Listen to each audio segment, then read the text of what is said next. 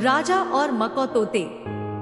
एक समय की बात है, एक राजा अपने पड़ोसी राज्यों की यात्रा पर गया हुआ था। जब वह अपने अंतिम पड़ाव पर पहुंचा, तो वहां के राजा ने उसे 2 बच्चे मको तोते उपहार में दिए। वे तोते इतने सुंदर थे कि राजा ने पहले कभी ऐसे पक्षी नहीं देखे थे। राजा ने अपने राज्य लौटते ही एक पक्षी प्रशिक्षक को बुलाया और उसे तोतों को प्रशिक्षित करने के लिए कहा।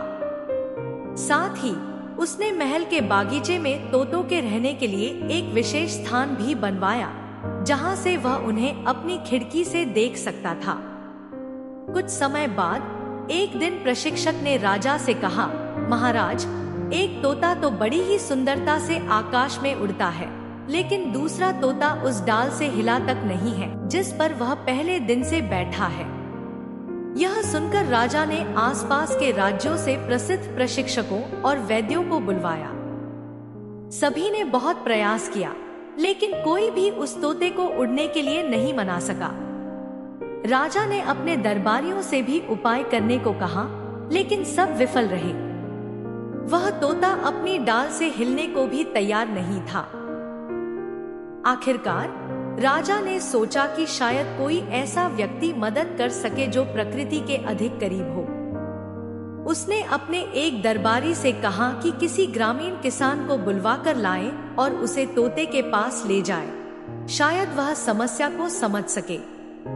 अगली सुबह राजा ने देखा कि वह तोता भी महल के बागीचे के ऊपर ऊंची उड़ान भर रहा है।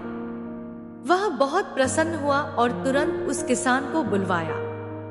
जब किसान राजा के सामने आया, तो राजा ने पूछा, तुमने इस तोते को उड़ाया कैसे? किसान ने विनम्रता से हाथ जोड़कर कहा, महाराज, यह बहुत ही सरल था। मैंने बस उस डाल को काट दिया जिस पर वह तोता बैठा था।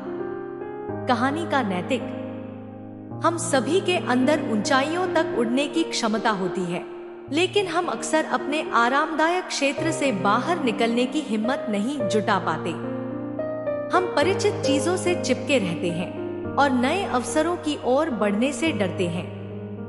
हमें खुद को उन सीमाओं से मुक्त करना चाहिए जो हमें रोकती हैं, ताकि हम अपनी असली क्षमता पहचान सकें और सफलता की ऊंचाइयों तक पहुंच सकें।